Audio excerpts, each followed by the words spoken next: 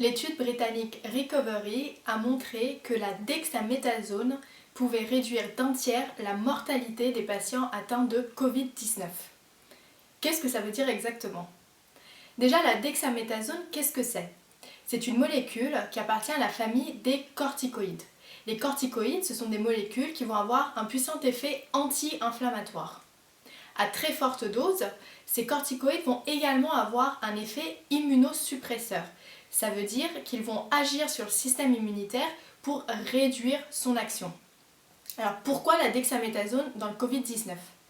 Tout simplement parce que chez certains patients, on va avoir un suremballement du système immunitaire, une sorte de surinflammation qui va être due entre autres à ce que l'on a appelé les orages cytokiniques. Et donc, c'est intéressant de venir agir avec la dexaméthasone qui est un corticoïde pour réduire cette inflammation et réduire cette réponse immunitaire. Comment a été donc construite cette étude?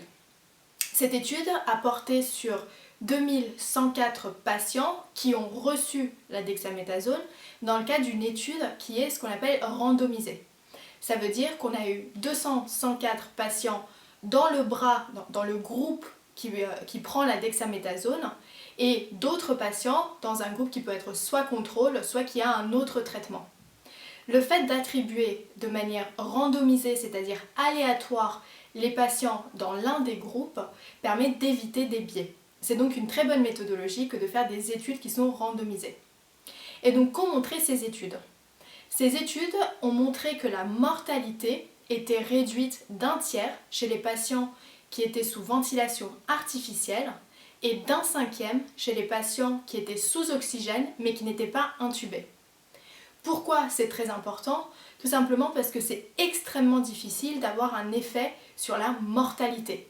D'habitude, on prend d'autres critères qui sont plus faciles à atteindre pour démontrer l'efficacité d'une molécule. La mortalité, si vous voulez, c'est un petit peu l'objectif ultime, c'est de sauver la vie, et donc c'est extrêmement difficile de montrer ce type-là d'effet. C'est pourquoi la communauté scientifique était très emballée par cette étude.